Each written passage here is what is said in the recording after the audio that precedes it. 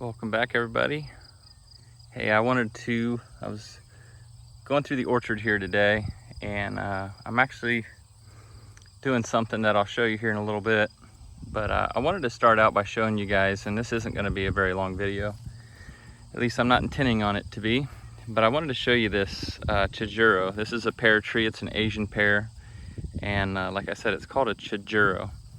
And it's got one fruit on here that I've been so happy to see. I've heard that they have somewhat of a butterscotch taste to it, but it's in the shape of an apple, which is pretty crazy for a pear. And it's just been getting more and more orange as I've been letting it hang on the tree. So I'm excited to taste that. I'm not going to do that today, so that's not what the video is about. I'm not even going to really walk you through the orchard. I guess what I'm trying to show you guys is everything out here is an experiment.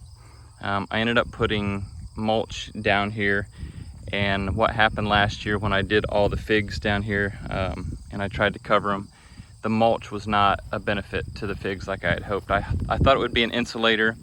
Honestly, it became more of a collection of water, and the water froze around the trees and ended up freezing the trees, and they all died to the ground. They have come back.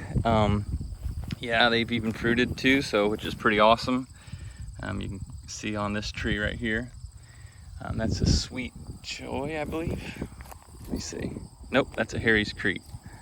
Sweet Joy is the neighbor to it, right there.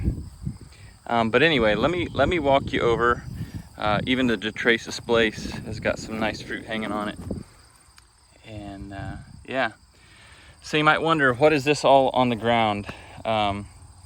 I've actually taken, for those of you that know, we have a somewhat of a chicken farm, homestead, whatever you want to call it. We have about 130, 40 chickens, something like that. And I've taken a lot of it's time to clean the coop out, so I've taken a lot of the manure. And I already know what some of you are thinking, like, what are you doing fertilizing trees in the fall, especially here mid-August? And you'd have a good point. That's what I've been told too. That's what I've read. That's what I've seen. But last year I ended up doing the same exact thing late fall, and I threw it all over my strawberries. I put it around all the trees, and they seemed, and since this isn't really it's somewhat composted, dry composted. I didn't like have a hot compost pile or anything like that, but it's broke down, and I'll just show you here in the gator. I filled this thing was clear full, and I've literally put this around all my trees. You can see it's really, really dry. It's not, let me get you focused in. It's very dry. It's not even really that clumpy. I don't want to really breathe that stuff in, but thankfully I got the wind blowing this direction. So anyway, yeah, I've been putting this around the trees.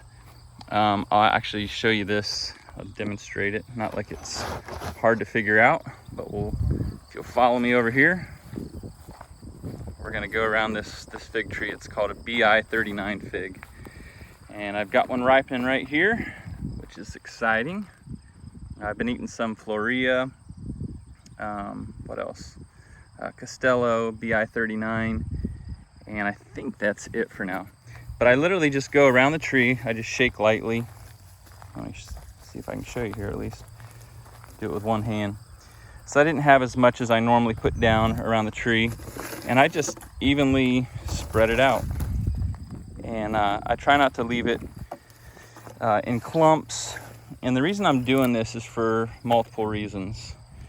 One of them is obviously to help fertilize the tree, even though this is not the time of year. Usually you do that early spring to help wake the plants up. You also do that as needed on a needed basis.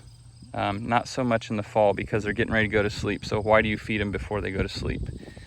And like I say, I feel like they've worked hard to produce some fruit, and then I'm just giving them a little bit of feed, even though it may be higher in nitrogen, the chicken manure, since it's one of those fertilizers that's high in nitrogen. But I wanted to try it out. I don't recommend everybody do this even. It's more for me to show you what I've done. I'm kind of experimenting. Like I said, last year was my first time doing it. they seem to respond really well. Let me just show you this tree while I'm at it. This is a Honeycrisp tree. Actually, let me take you over here to this one. This is a Royal Gala. And this tree, we had a tornado whip through here, what was it, July maybe? And a branch broke off on the other side, but you can see this tree is not very big. And I know some people would say, well, I would have took all that fruit off. I literally pulled 150 pea-sized apples off of this tree. And this is what I left on. And they're just about ripe. I think they probably have another week is kind of what I'm guessing. But yeah, I'm super impressed with this. This is a Bartlett apple, Bartlett pear. And look at the size of these pears.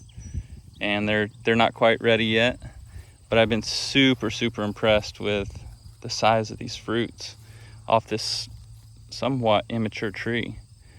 I think this tree's only been in the ground maybe 4 years, something like that. And then let me show you the Gala. And there again, like I say, I don't recommend this to everybody. I'm just trying to do something, and if I can release some content here on YouTube, and I get it, I almost didn't post this because I thought, you know what, YouTube people are gonna get on there and they're gonna sit behind their screen and tell me that I'm doing it wrong, and you know, you might be right. But this is my way of at least showing you what I'm doing, and if it fails, I'll have to do a follow-up video and tell you that you're right. So, but check this out. Look at that Gala. It's like store quality. It's a smaller one. There's some underneath here on this side, if I can show you, if I can at least get you focused in. And then there's some smaller ones. I probably should have thinned those. And then there's this beast of a apple right there. Look at that. That's crazy. That's a huge Honeycrisp on this tree as well. And this tree's only been in the ground.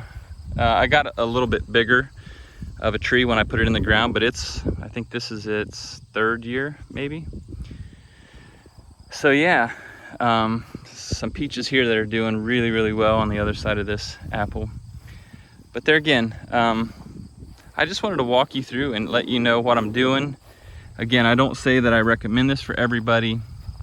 It just happens to be what I'm doing. And you know what, I might be wrong. But I also feel like plants, they want to eat, especially after they've done all this work, right before they go into the winter. And I feel like a healthy tree or a healthy plant that's worked hard through the season, I feel like when it eats right before it goes to sleep, maybe it'll wake up happier. I don't know. But anyway, check this out. San Miguel Roxo, working on a fresh piece of fruit here, not quite ready. But anyway, I haven't done a video for a while, so I thought I'd walk you through and just kind of show you where we're at, getting ready for winter, and show you some fresh fruit while I'm at it. All right, guys, that's it for the video. Hope you guys are having a great day. Thanks for tuning in.